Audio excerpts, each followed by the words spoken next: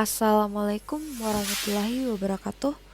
Perkenalkan, saya Nur Fadrianti, NIM 031 dari Program Studi Pendidikan Dr. Uin Alauddin Makassar. Jadi kali ini saya akan menjelaskan tentang Pancasila sebagai sistem etika. Untuk mengetahui lebih dalam tentang Pancasila sebagai sistem etika, baiknya kita harus mengetahui dulu dasar-dasar dari Pancasila sebagai sistem etika. Perbedaan yang mendasar, apa sih perbedaannya antara etiket, moral, dan etika? Karena masih banyak orang keliru apa sih perbedaan dari ketiga tersebut.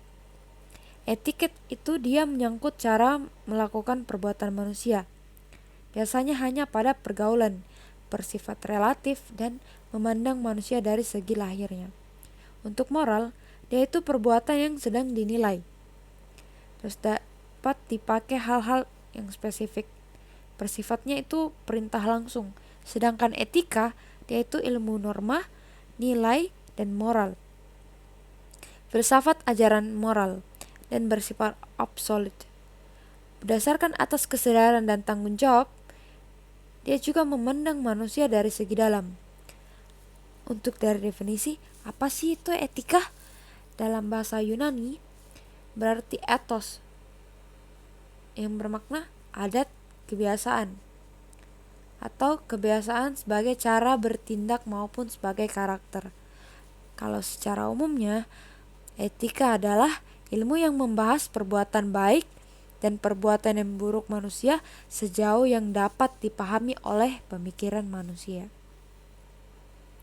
Untuk aliran-aliran etika, ada etika deontologi, etika konsekuensialis, etika utilitarianisme.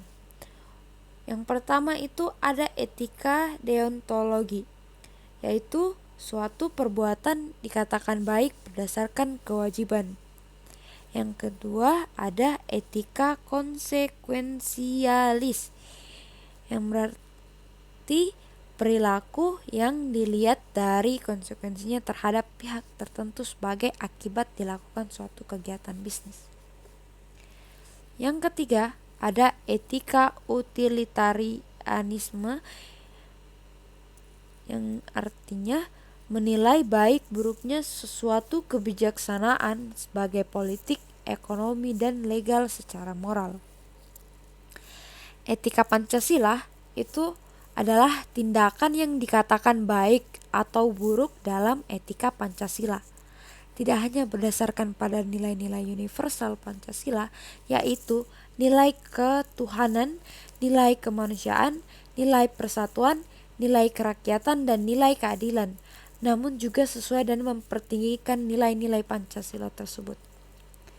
Nilai-nilai etis Pancasila ada 5. Yang pertama religius, humanis, pluralis, dialogis, dan adil.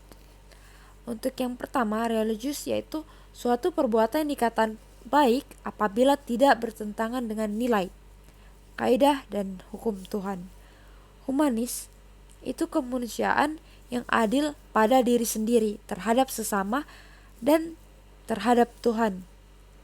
Pluralis itu suatu perbuatan yang dikatakan baik apabila dapat memperkuat persatuan dan kesatuan. Yang keempat, dialogis, memiliki 3 unsur penting, yaitu perwakilan, kedaulatan rakyat, dan kerakyatan. Yang kelima ada adil, yang dimaksudnya adalah kondisi di mana setiap orang memperoleh haknya sendiri. Contohnya studi kasusnya itu kasus korupsi yang dilakukan mantan Ketua Mahkamah Konstitusi Akhil Mukhtar telah menggurita.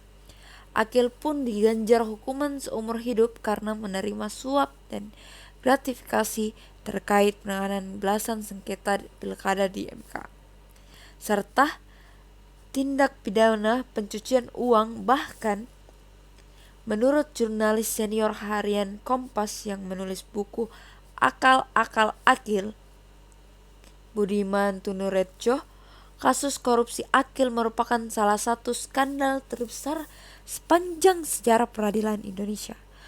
Belum pernah terjadi seorang hakim juga ketua MK yang masuk penjara gara-gara terbukti melakukan korupsi dan pencucian uang yang melibatkan uang sampai ratusan miliar rupiah. Tertangkap tangan pula majelis hakim ini tindak pidana korupsi menyatakan Akil terbukti menerima suap sebagaimana dakwaan pertama, yaitu terkait penanganan sengketa Pildana Kabupaten Gunung Mas sebanyak 3 miliar, Kalimantan Tengah 3 miliar, Pilkada Lebak di Banten 1 miliar, Pilkada keempat lawan 10 miliar, dan 500 ribu dolar Amerika. Dan Pilkada Kota di Palembang juga sekitar 3 miliar. Hakim juga menyatakan bahwa Akil terbukti menerima suap sebagaimana dakwaan kedua, yaitu terkait sengketa Pildah Kabupaten Buton 1 miliar, Kabupaten Mulai Mortai 2,989 miliar,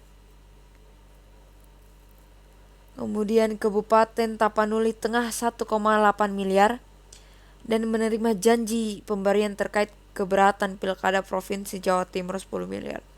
Dia juga terbukti sebagai dakwaan yang ketiga, itu dia menerima 125 juta dari Wakil 2 Gubernur Papua periode 2006 sampai 2011.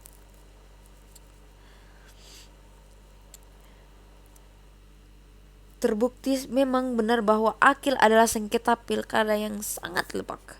Kiri keduanya telah divonis penjara 4 tahun dan Atut dan 5 untuk Wawan. Solusinya apa? Yang pertama, melakukan evaluasi yang dilakukan berkait dengan mekanisme rekrutmen calon hasil konstitusi.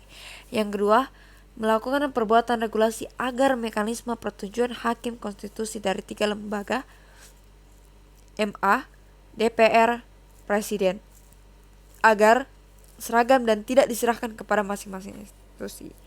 Yang ketiga, mengusulkan agar MK ia mengambil langkah internal untuk melakukan pengawasan secara lebih ketat.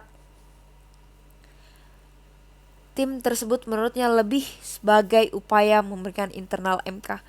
Keempat, kita memperbaiki bidang administrasi dan peradilan.